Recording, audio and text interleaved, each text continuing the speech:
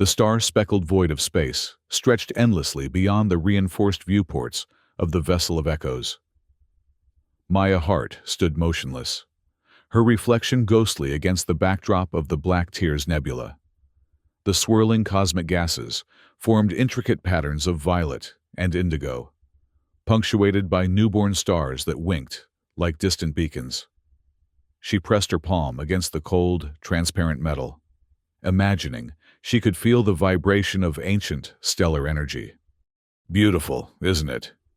The ship's AI, Helena, materialized beside her as a shimmering holographic woman draped in flowing digital fabric. "It's like looking into the past," Maya replied, not taking her eyes off the celestial spectacle. Some of that light began its journey when the Yari civilization was still thriving. Helena's expression shifted to one of programmed curiosity. "You believe they truly existed as the legends claim?" Maya turned from the viewport, her dark eyes reflecting determination beneath a shock of cropped black hair streaked with silver, a premature mark of her obsession with ancient civilizations. "I've dedicated 15 years to proving it. The artifacts we've collected aren't myths or fairy tales. The Yari were real, and they were magnificent." The corridors of the Vessel of Echoes hummed with the soft pulse of hybrid technology, a marriage of human ingenuity and recovered Yari designs. Maya's boots clicked against the polished floor as she made her way to the ship's central laboratory, her sanctuary of broken relics and half-translated inscriptions. Captain Rourke's voice crackled over the intercom. "Dr. Hart to the bridge. Immediately." Maya sighed. Rourke's definition of immediately meant yesterday, and his tolerance for archaeological detours grew thinner with each passing day. The mining corporations that partially funded their expedition demanded tangible results, preferably in the form of exploitable Yari technology rather than historical insights. The bridge doors whispered open as Maya approached. Captain Rourke stood with his back ramrod straight, hands clasped behind him as he glared at the navigational display. A stocky man with a closely cropped salt and pepper beard. His expression perpetually hovered between annoyance and outright hostility. "Dr. Hart," he said without turning, "we've been in this nebula for 3 weeks. My crew is getting restless, and our sponsors are getting impatient." "Science takes time, Captain," Maya replied, stepping beside him to examine the display. The Yari civilization spanned thousands of years and dozens of solar systems. Finding their technological legacy isn't like digging up dinosaur bones. "I'm not interested in bones, Doctor. I'm interested in results." He finally turned to face her, his steel gray eyes calculating. "We're burning through resources, and I've got 20 crew members who'd rather be home with their families than chasing ghosts on the edge of charted space." Chief Engineer Lynn cleared her throat from her station. Unlike Rourke, Lynn had always shown a quiet interest in Maya's work. "Captain, sensors are picking up unusual energy readings from the third planet in the nearby system. It could be worth investigating." Maya moved to Lynn's console, studying the readouts. "Those patterns, they match fragments I've documented from other Yari outposts." Her heart quickened. "Captain, we need to check this out." Rourke's jaw tightened. "One day, Dr. Hart, you get 1 day planetside. Then we're moving on to the mining survey in the Helios sector as scheduled." Maya nodded, already mentally cataloging the equipment she would need. 1 day might be enough if they were lucky. And luck, she had learned, sometimes favored the obsessed. The landing shuttle shuddered as it pierced the thin atmosphere of Yari 9. Through the viewport, Maya watched the barren landscape unfold beneath them, vast plains of silver-blue dust interrupted by the occasional twisted spire of what might once have been magnificent architecture. Whatever catastrophe had befallen the Yari had left little intact on this world. "Radiation levels are within acceptable parameters," announced the shuttle pilot, a young woman named Kira, with a talent for navigating treacherous atmospheres. But I wouldn't recommend lengthy exposure. Something in the soil is giving off unusual readings. Noted, Maya replied, securing her environmental suit. We'll stay within safety protocols. Lynn, who had volunteered for the expedition, checked her own equipment. The energy signature is strongest about 2 kilometers east of our landing zone, concentrated beneath what appears to be the remains of a large structure. Once on the surface, the trio moved carefully across the alien terrain. The gravity was slightly less than Earth standard, giving each step a disconcerting buoyancy. Around them, the wind whispered through the ruins, carrying particles that sparkled like diamond dust in the pale sunlight. "Look at these patterns," Maya said, kneeling beside a partially buried wall. Her gloved fingers traced inscriptions that seemed to shift and change when viewed from different angles.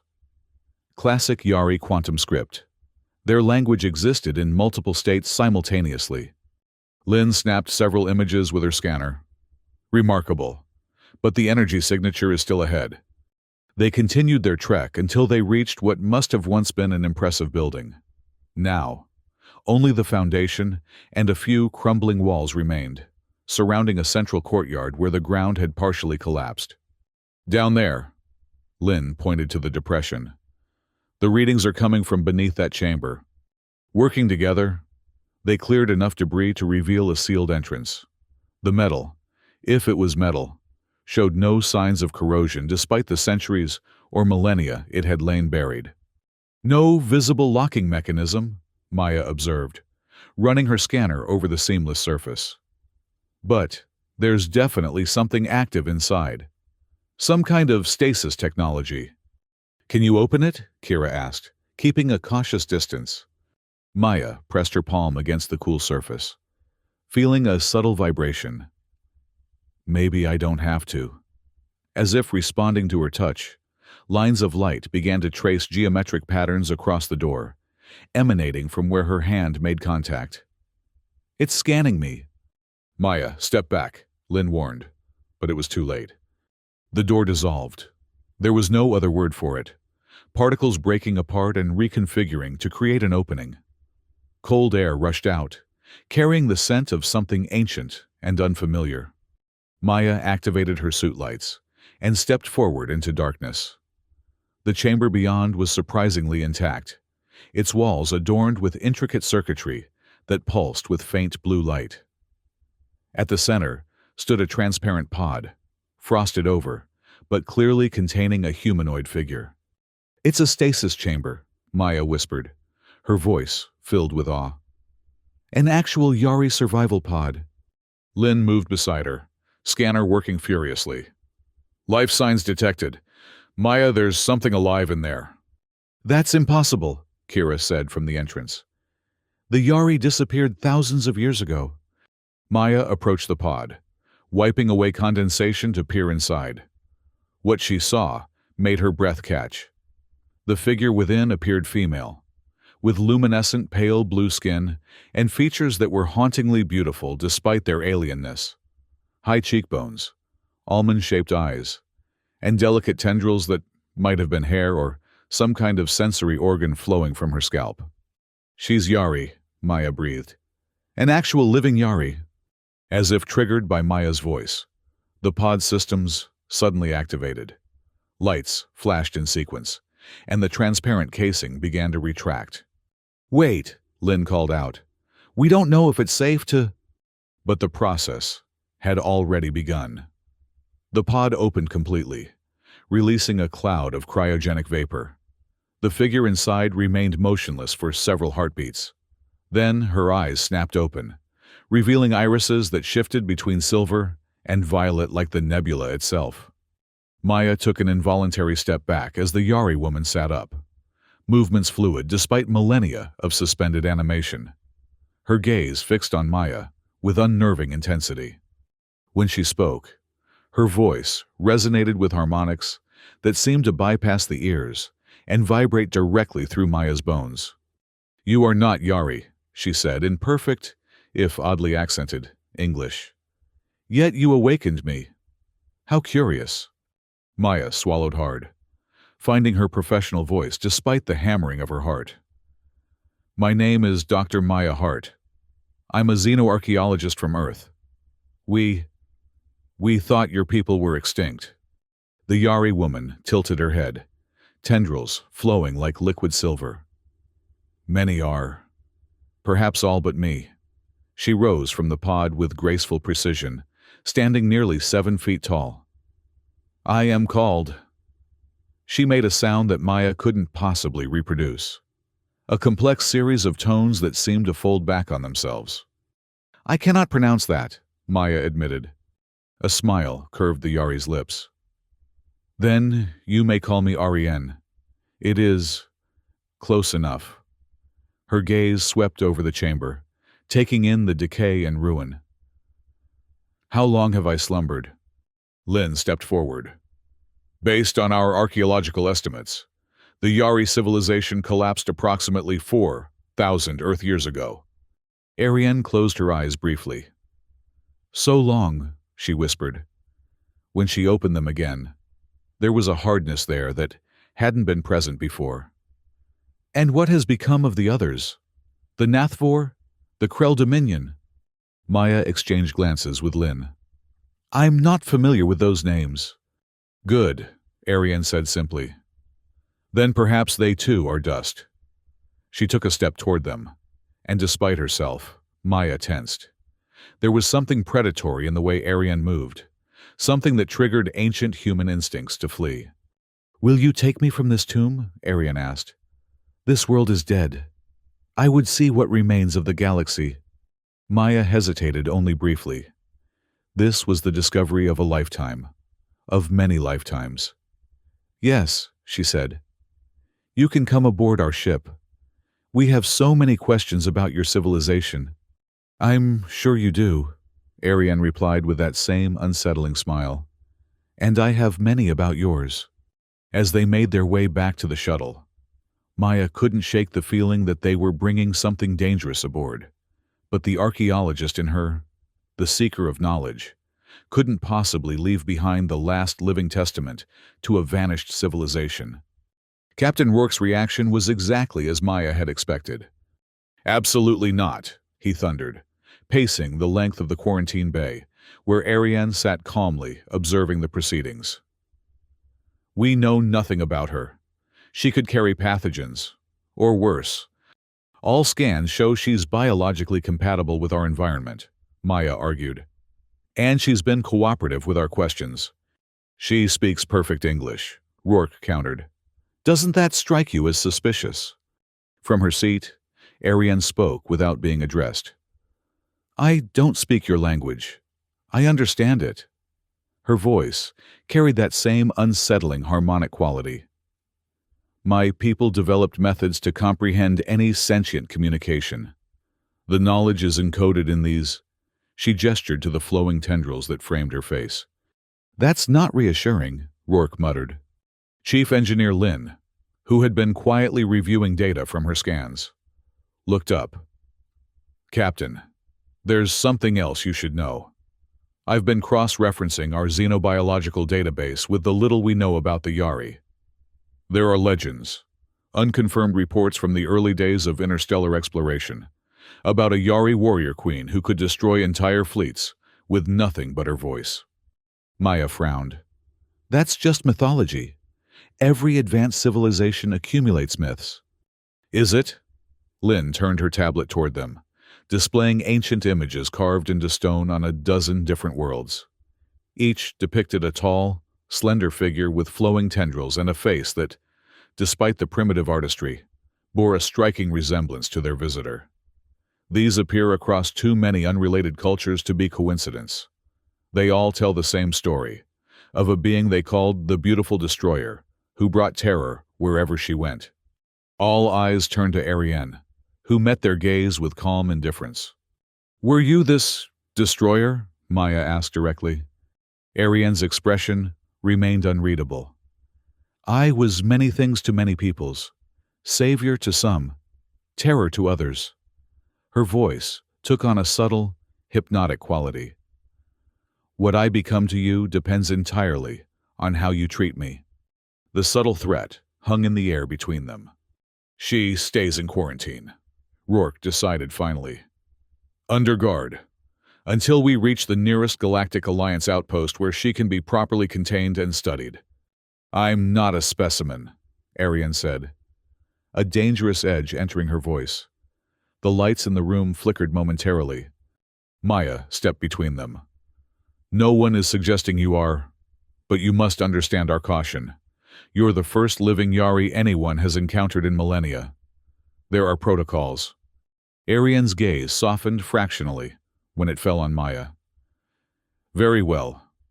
I will remain here, for now. But I would ask that you stay.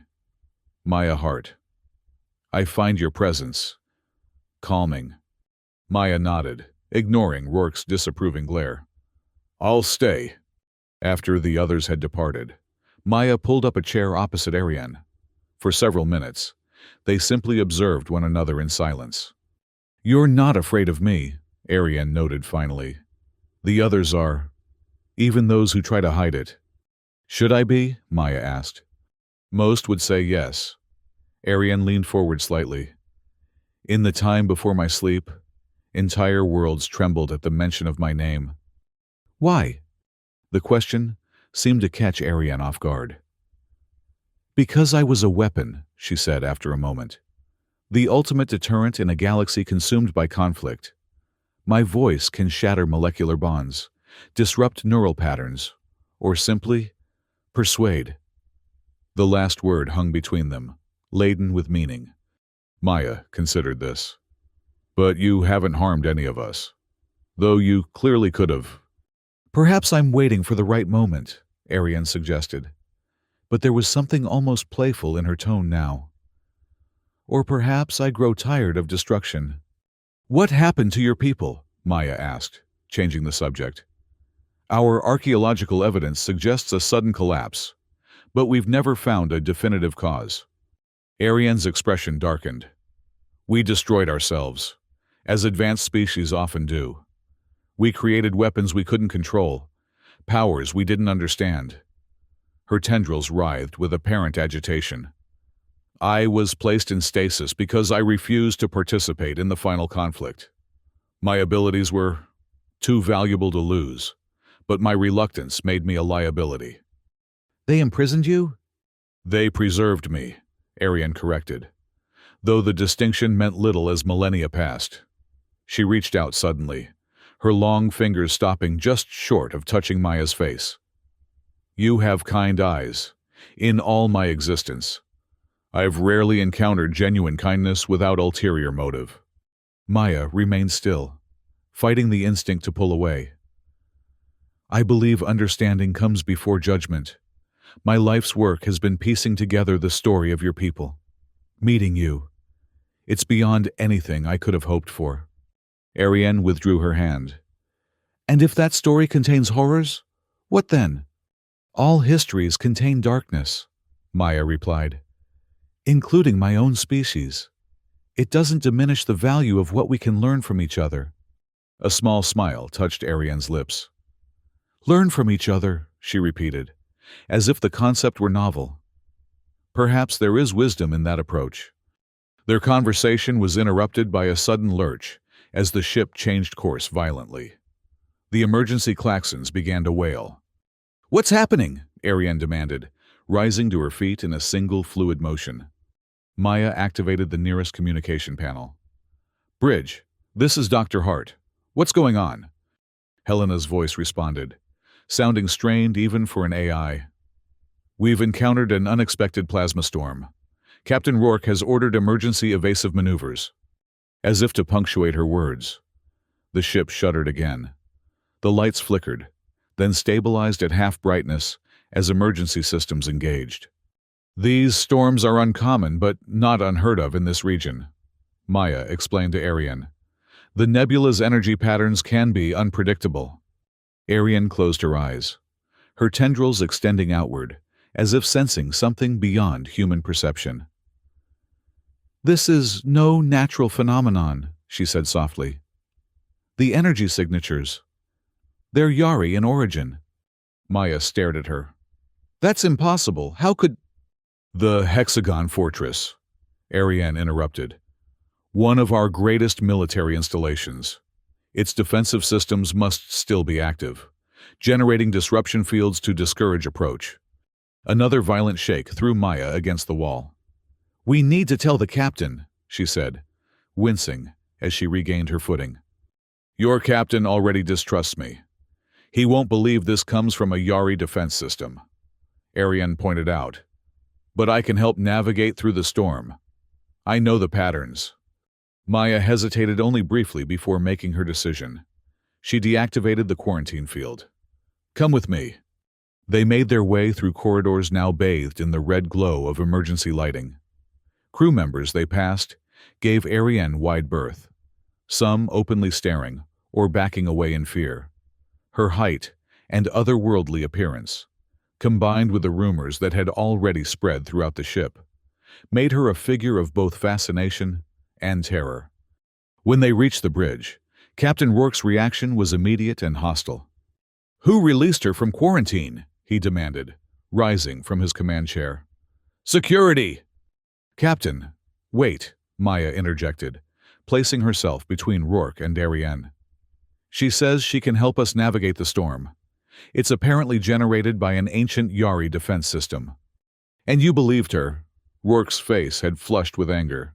For all we know, she caused the situation. From a quarantine cell? Maya challenged. That makes no sense. Chief Engineer Lin spoke up from her station, where she was frantically working to maintain the ship's shields.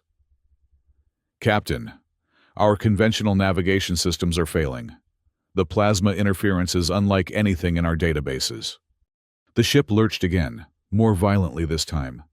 Warning lights flashed across multiple control panels. Hull integrity at 67% and dropping, reported the tactical officer. Another direct hit from those plasma arcs, and we could lose containment in sections 3 through 7. Rourke's jaw clenched as he weighed his options. Finally, he turned to Ariane. What do you propose? Ariane stepped forward, her movement graceful, despite the ship's instability.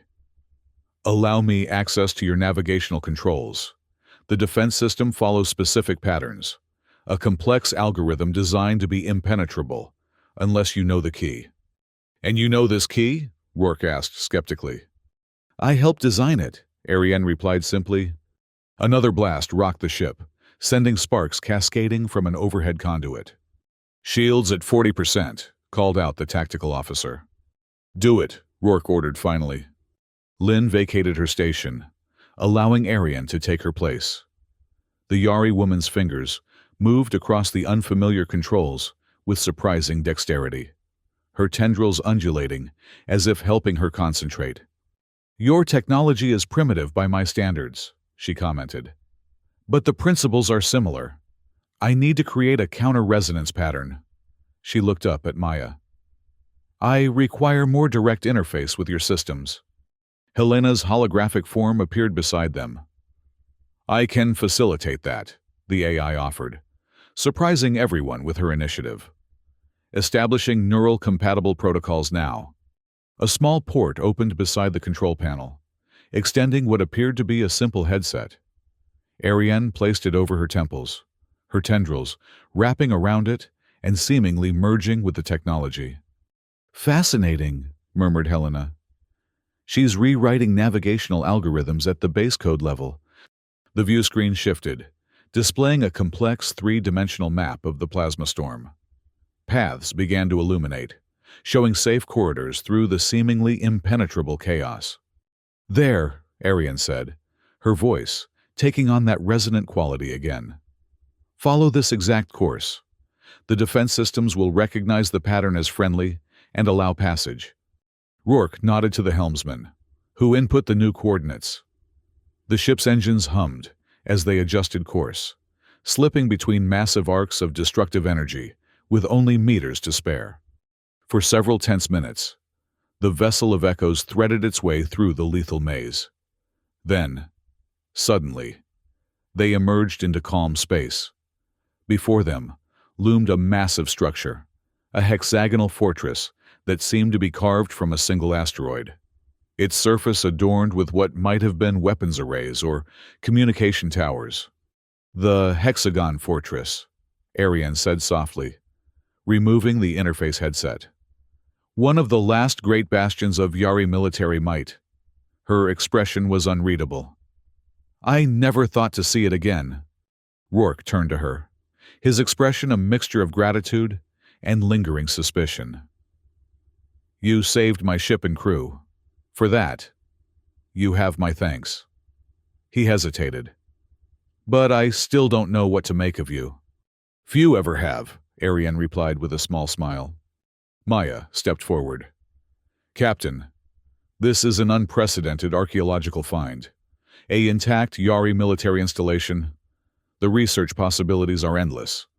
And potentially dangerous," Lynn added, reclaiming her station. "If the defensive systems are still active after all this time, what else might be waiting inside?" Ariane's gaze remained fixed on the fortress. "Knowledge, power, history." Her eyes shifted to Maya. "Answers to your questions, Dr. Hart." "We should proceed with caution," Rourke decided. "Dr. Hart, assemble a small team for preliminary exploration. Chief Lynn, run full diagnostic scans of the structure." He turned to Ariane. "And you? I would appreciate your continued cooperation. Your knowledge could prove invaluable." "My knowledge always has been," Ariane said enigmatically. Whether that proved blessing or curse depended on who wielded it.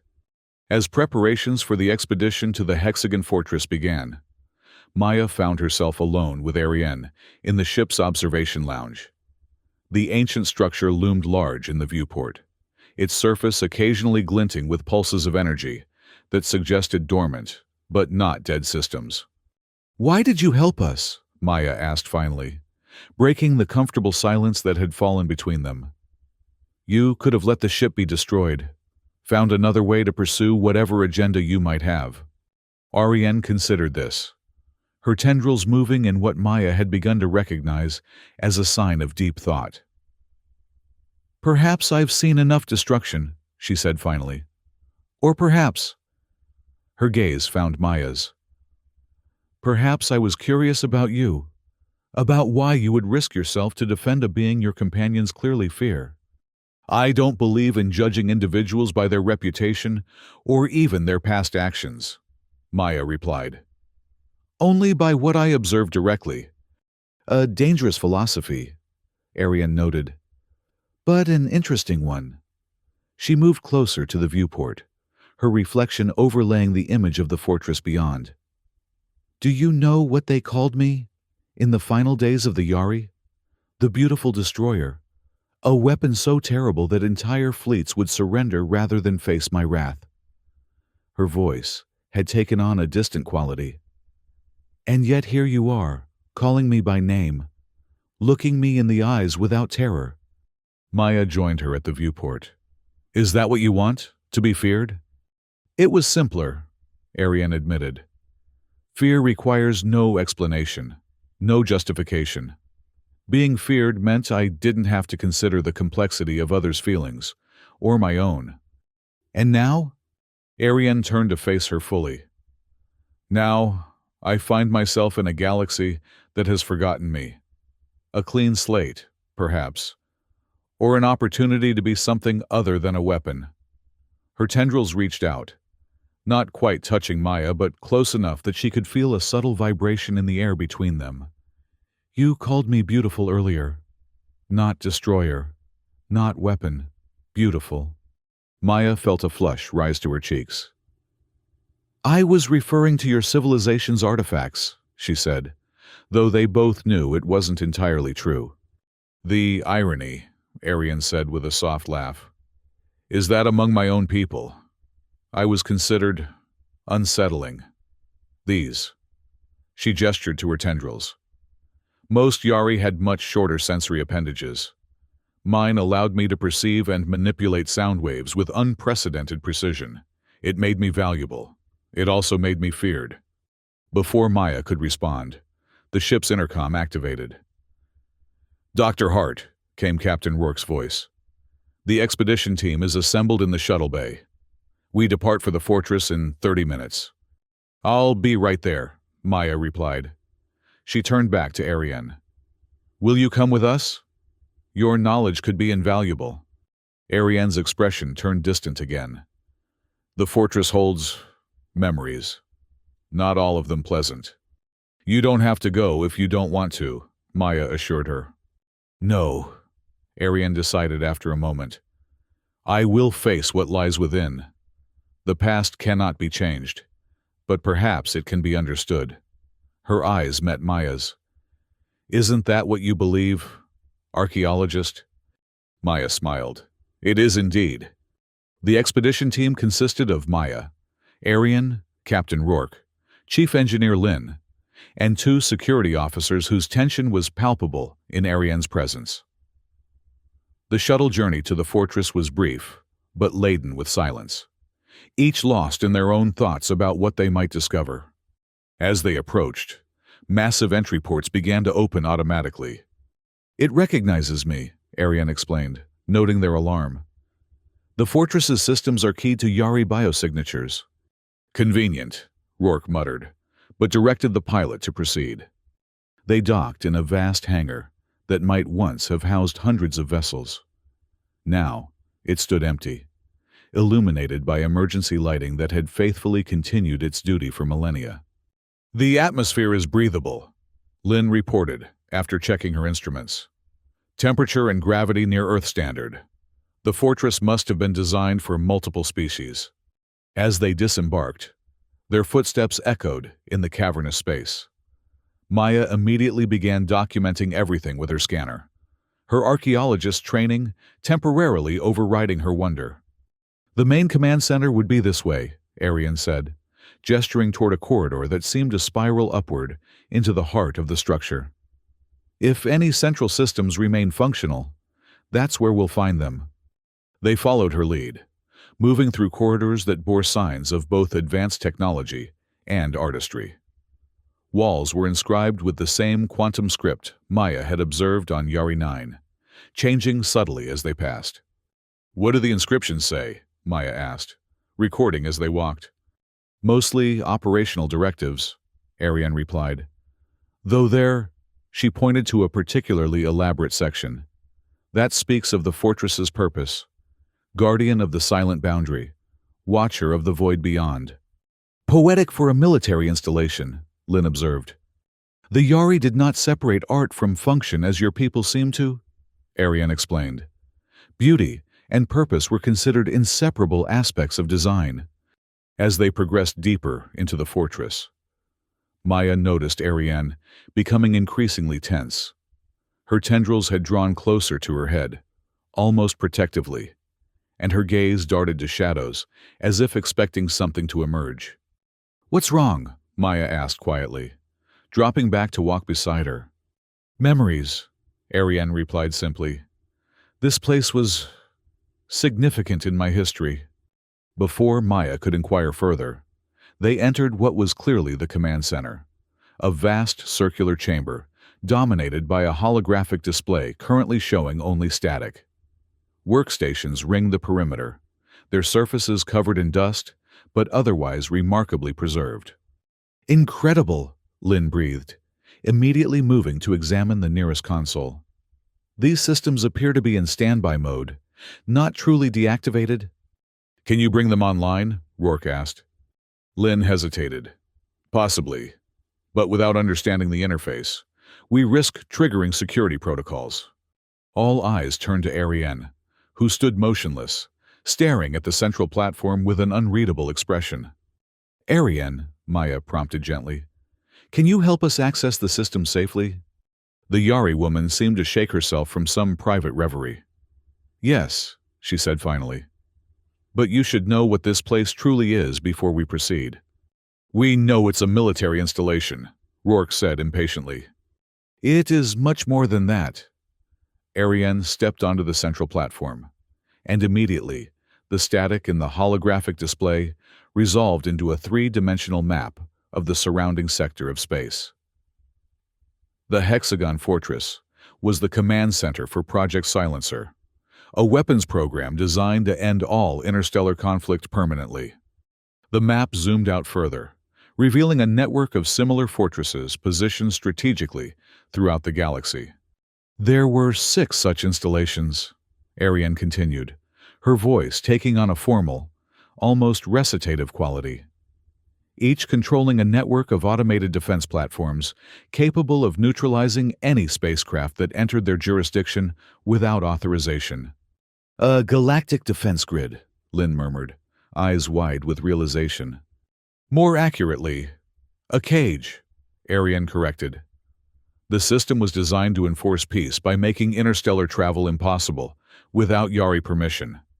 Any civilization that developed spaceflight would find themselves contained within their own solar system, unable to expand until they proved themselves worthy by Yari standards. Maya stared at the display in growing horror. "Your people were going to imprison every emerging species in the galaxy?" "Not my plan," Ariane said sharply. "But yes, that was the Yari High Command's solution to what they perceived as the chaos of unrestricted expansion." Her tendrils writhed with obvious distress. "I was to be the system's ultimate enforcer, the voice that could shut down any resistance, anywhere in the network." "The beautiful destroyer," Lynn whispered. Ariane nodded once, the movement sharp and pained. "They modified me genetically, enhanced my natural abilities until my voice could shatter not just bodies but minds. I could broadcast through the network, rendering entire populations compliant." A heavy silence fell over the group as the implications sank in. "What happened?" Maya asked finally. "The system was never activated, was it?" "No," Ariane confirmed. "Because I refused." Her eyes met Maya's, and for the first time, the archaeologist saw raw vulnerability there. "I was created to end wars, not to enslave galaxies. When I understood the true purpose of Project Silencer, I sabotaged the central node, this fortress." Rourke's hand moved subtly toward his sidearm. "And then?" "And then, they placed me in stasis, while they decided my fate," Ariane finished. "The last thing I remember before awakening on Yari 9 was being transported to a secure facility. I assume the collapse of our civilization intervened before they could execute or reprogram me." Maya struggled to process this revelation. "So this fortress is—" "Dormant, but not dead," Ariane confirmed. "The automated defense systems that attacked your ship were a small fraction of its capabilities. If fully reactivated, it could still enforce its original programming across dozens of star systems. We need to disable it permanently," Rourke decided immediately. "Destroy it, you mean?" Ariane corrected. "But that would be unwise. The fortress's systems are interlocked with failsafes. A direct attack would trigger automated countermeasures that could devastate the surrounding region." As if in response to her words, the holographic display shifted, showing a rotating schematic of the fortress itself. Areas began to illuminate in sequence. "What's happening?" Lynn asked, fingers flying over her scanner.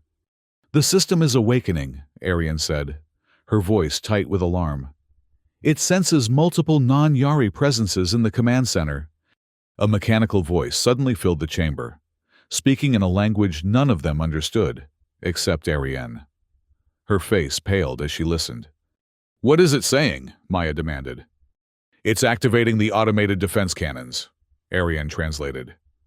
"It recognizes me as a compromised asset, and the rest of you as unauthorized intruders." Rourke drew his weapon. "Can you shut it down?" "Not with force," Ariane said sharply. "The system is designed to escalate in response to threats." She closed her eyes, concentrating. When she spoke again, it was in the same complex language as the system, her voice modulating through harmonics that made the very air vibrate. The mechanical voice responded, sounding almost argumentative.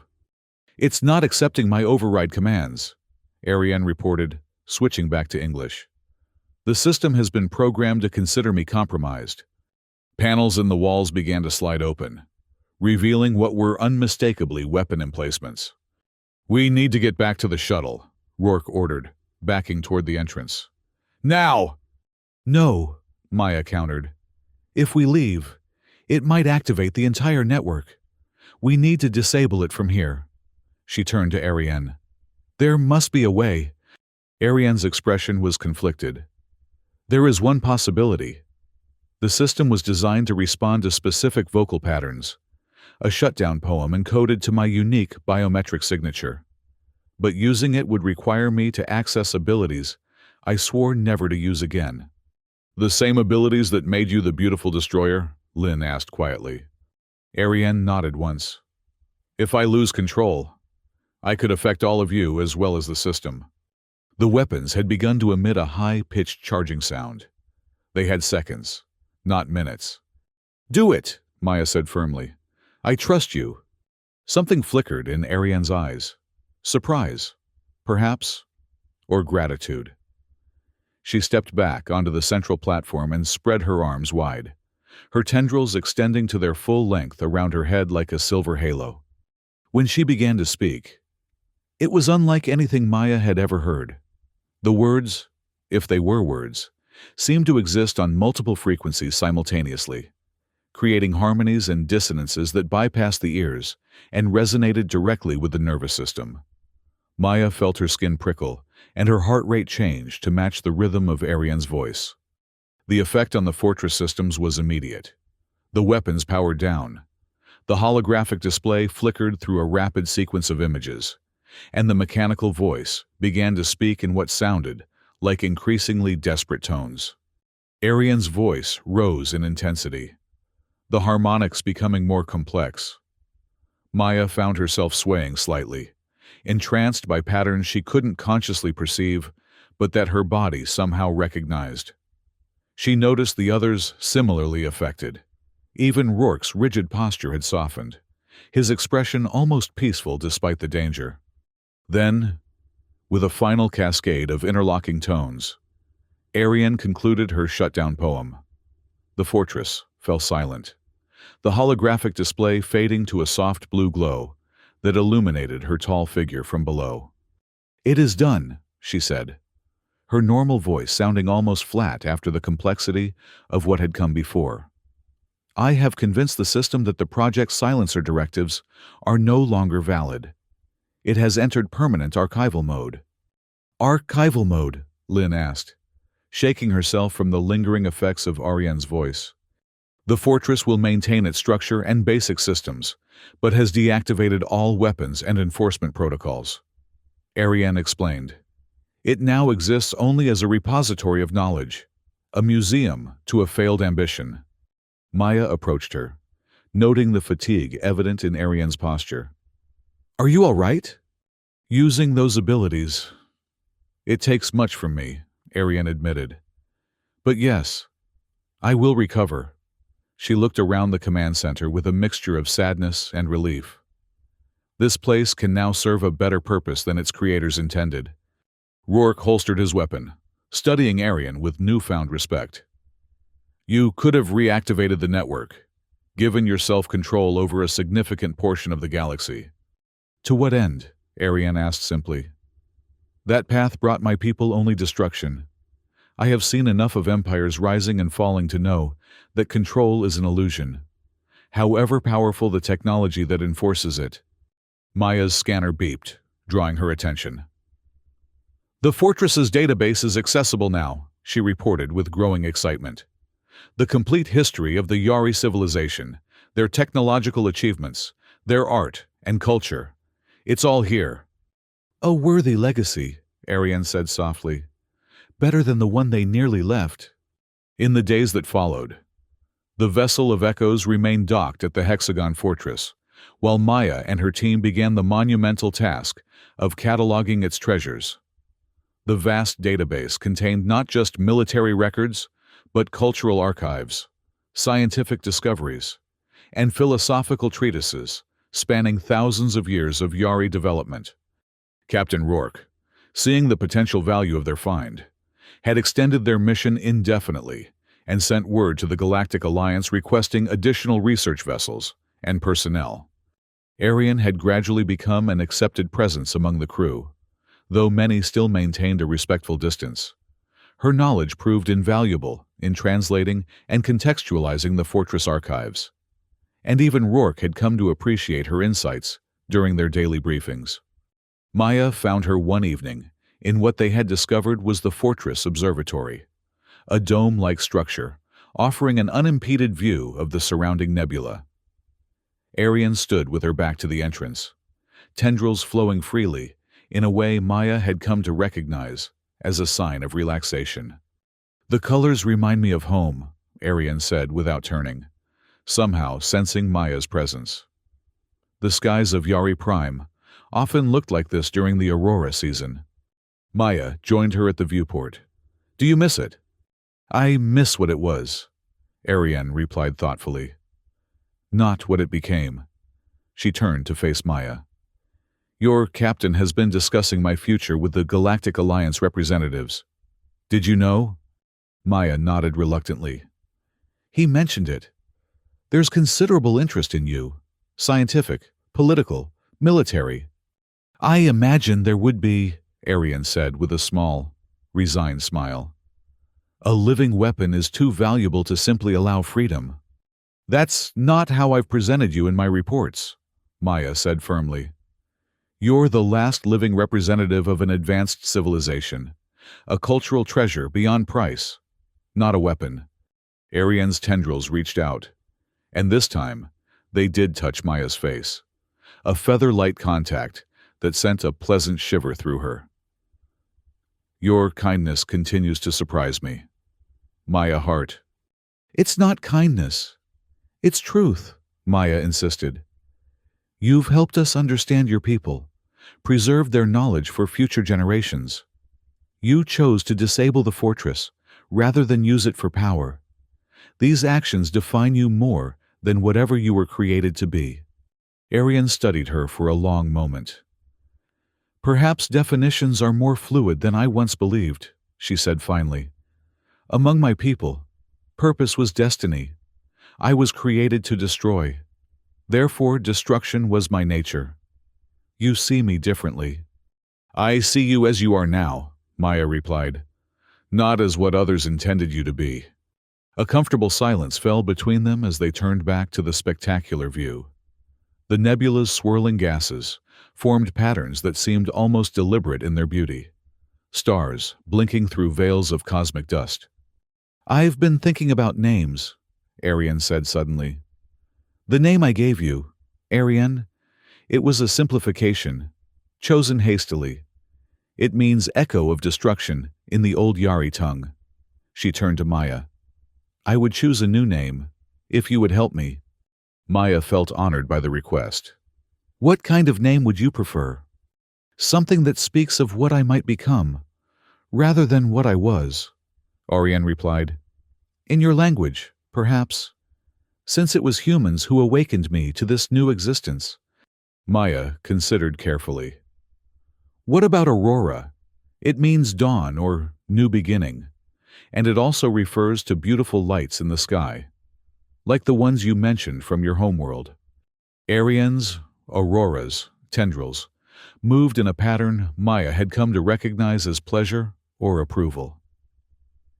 "Aurora," she repeated, the word taking on musical qualities in her harmonic voice. "Yes, that feels right." The moment was interrupted by the ship's communication system. "Dr. Hart," came Captain Rourke's voice. "Please report to the main conference room. The Galactic Alliance representatives have arrived and are requesting a full briefing on our discoveries." Maya sighed.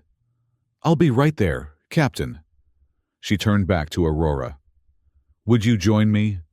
They should hear directly from you, not just about you." Aurora hesitated briefly. "They will fear me." "Probably," Maya acknowledged. "At first, but fear can turn to understanding with time and patience." She held out her hand. "We can show them you're more than the beautiful destroyer."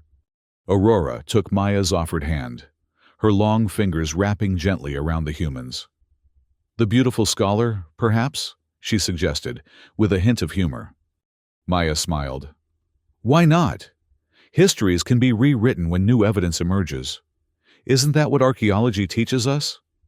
Together, they made their way through the corridors of the ancient fortress, now bustling with human researchers, carefully documenting every aspect of Yari technology and culture.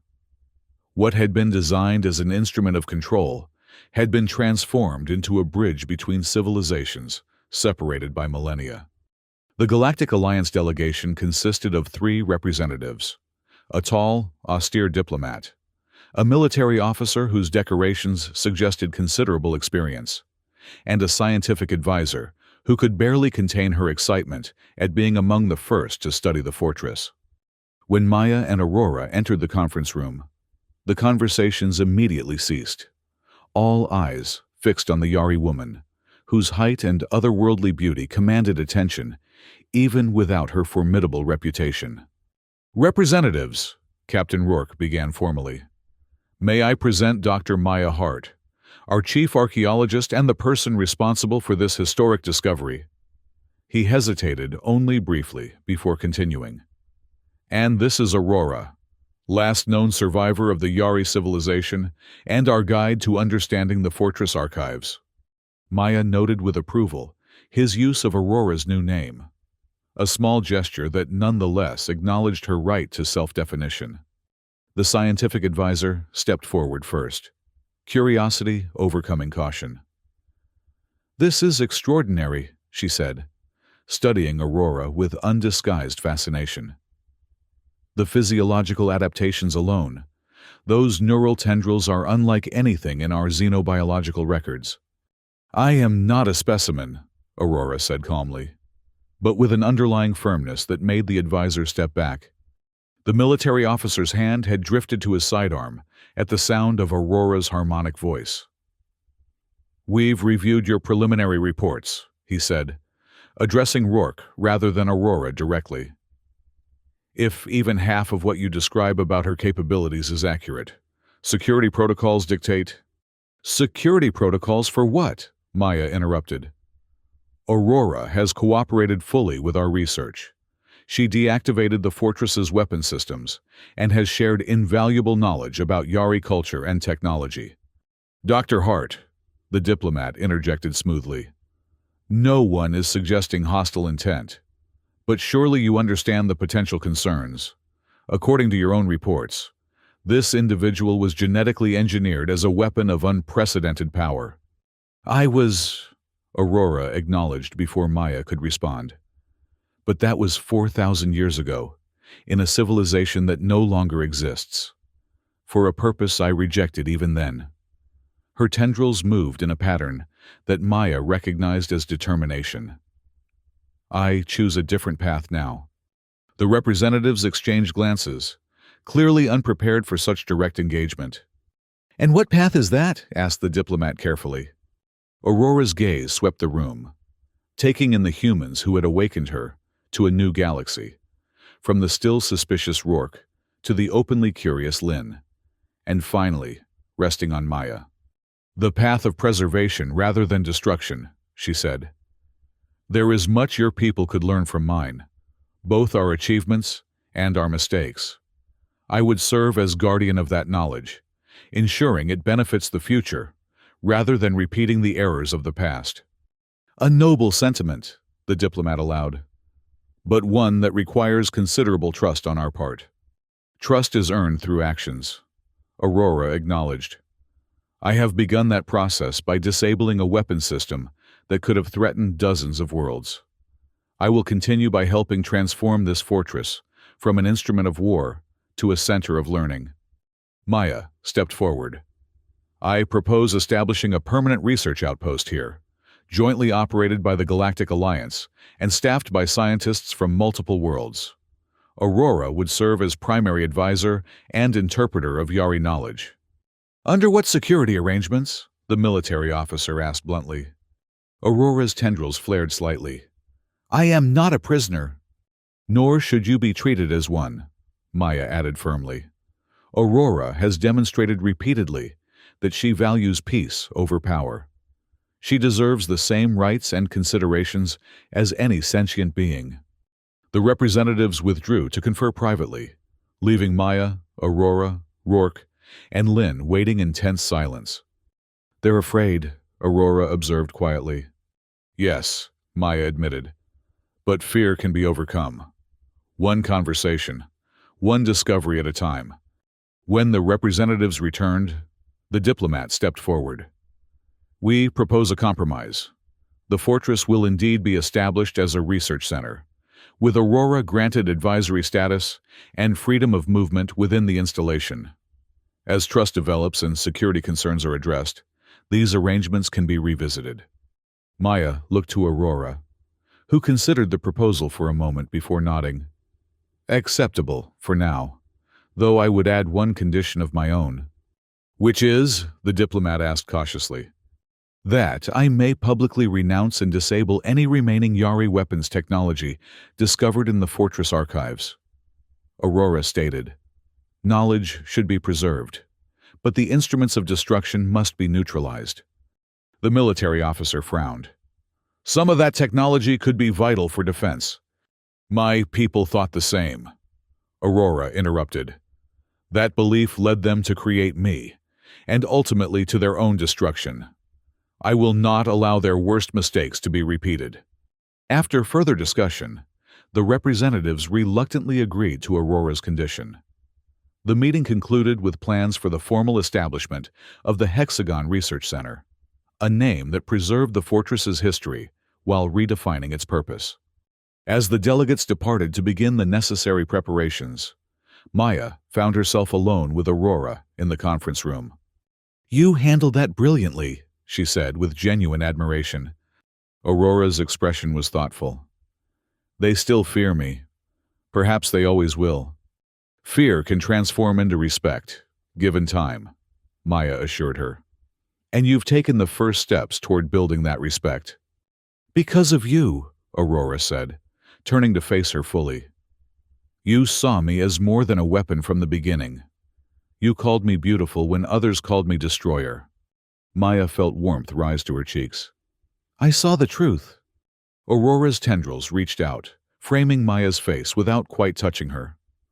"In my time, beauty and terror were often considered two aspects of the same force.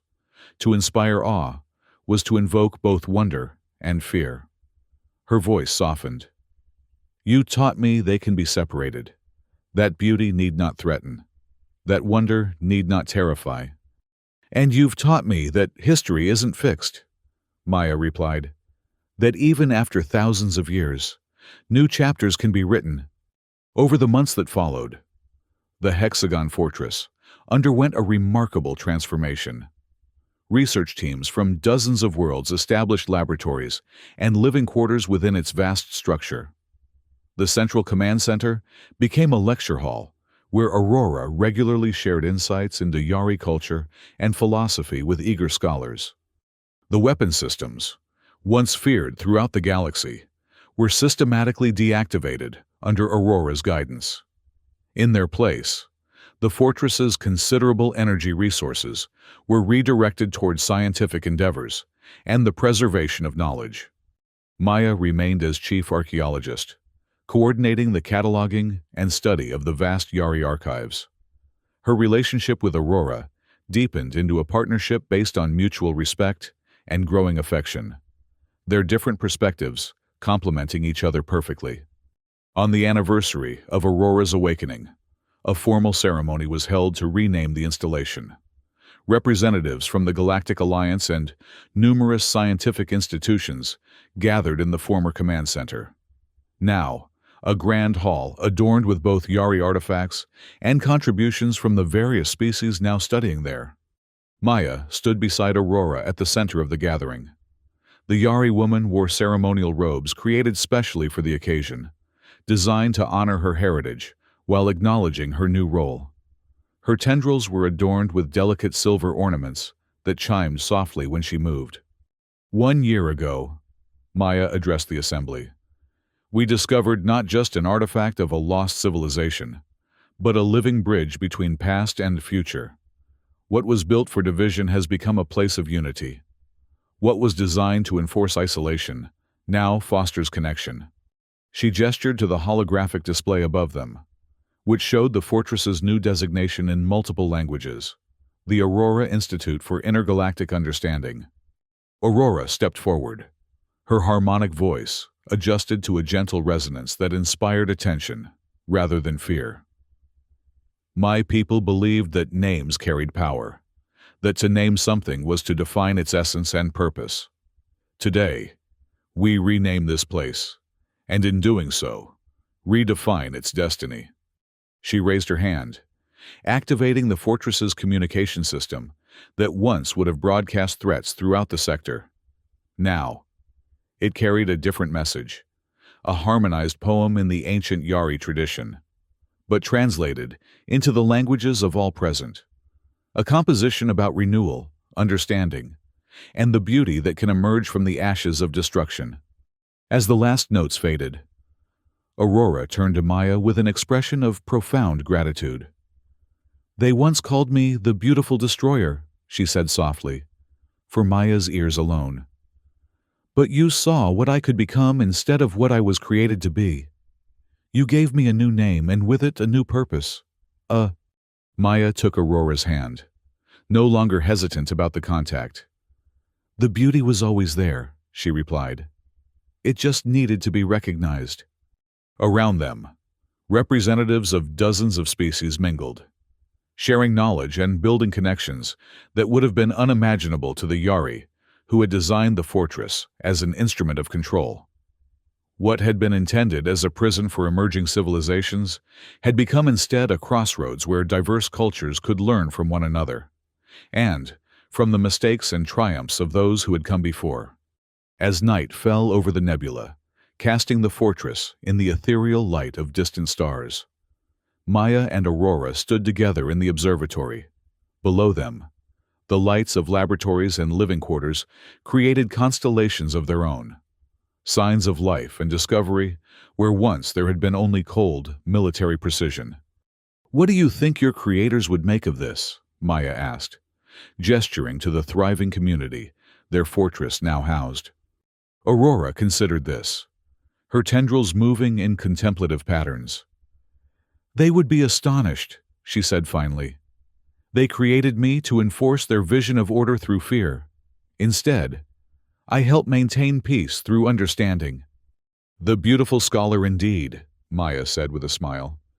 Aurora's tendrils reached out, gently intertwining with Maya's fingers in a gesture that had become their own unique form of intimacy.